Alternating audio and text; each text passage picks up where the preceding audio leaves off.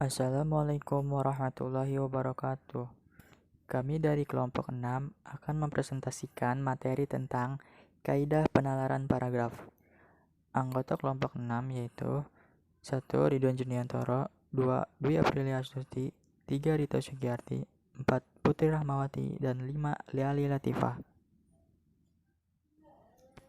Pada kesempatan kali ini kami akan membahas tentang 1. Hakikat penalaran paragraf, 2. Tujuan pembentukan paragraf, 3. Jenis-jenis paragraf, 4. Syarat-syarat pembentukan paragraf, 5. Pengertian penalaran, 6. Jenis-jenis penalaran, dan 7. Kesimpulan. Hakikat penalaran paragraf.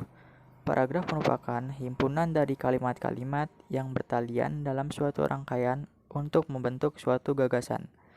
Jadi, paragraf merupakan kumpulan kalimat yang saling berkaitan dan hanya memiliki satu tema, kemudian terdapat di dalamnya kalimat utama dan kalimat penjelas. Penalaran adalah suatu proses berpikir dengan menggunakan landasan logika untuk menarik kesimpulan berdasarkan fakta atau premis yang telah dianggap benar. Penalaran dalam paragraf adalah logika yang digunakan penulis untuk mengembangkan paragraf sehingga gagasan yang ingin disampaikan kepada pembaca dapat tertuang dengan baik. Karena itu, istilah penalaran paragraf seringkali disebut sebagai pola pengembangan paragraf. Tujuan pembentukan paragraf. Yang pertama, memudahkan pengertian dan pemahaman dengan memisahkan suatu tema dengan tema yang lain. Jika terdapat dua tema dalam sebuah paragraf, maka paragraf itu harus dipecahkan menjadi dua paragraf. Yang kedua, memisahkan dan menegaskan perhentian secara wajar dan formal, untuk memungkinkan kita berhenti lebih lama daripada perhentian akhir kalimat. Dengan perhentian yang lebih lama ini, konsentrasi terhadap tema paragraf lebih terarah.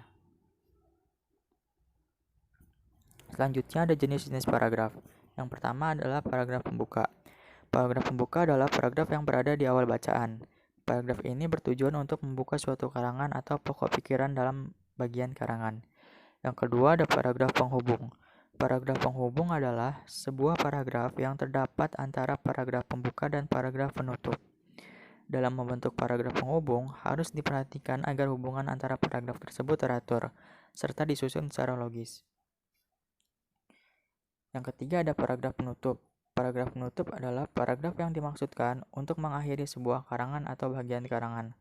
Dengan kata lain, paragraf penutup mengandung kesimpulan-kesimpulan pendapat dari hal yang telah diuraikan dalam paragraf-paragraf penghubung. Yang keempat, paragraf deduktif. Paragraf deduktif adalah paragraf yang dimulai dengan pernyataan umum ke pernyataan khusus.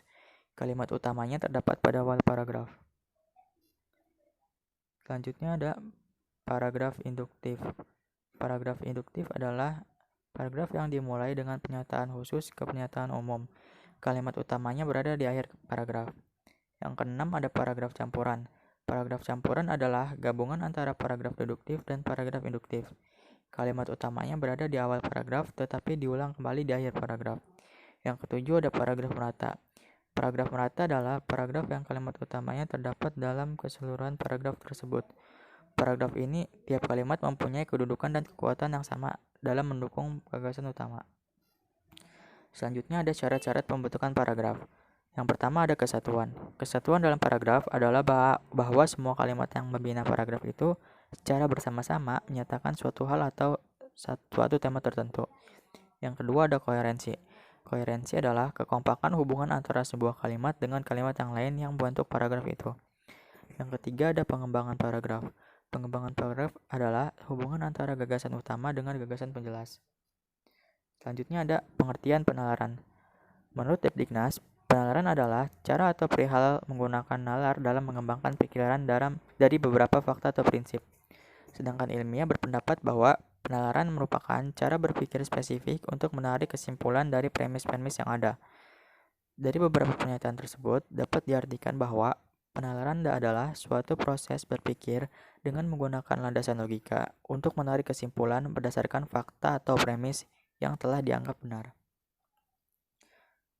Selanjutnya ada jenis-jenis penalaran. Yang pertama, penalaran deduktif. Pada dasarnya merupakan penguraian atau pembuktian sebuah kesimpulan ke dalam data-data khusus.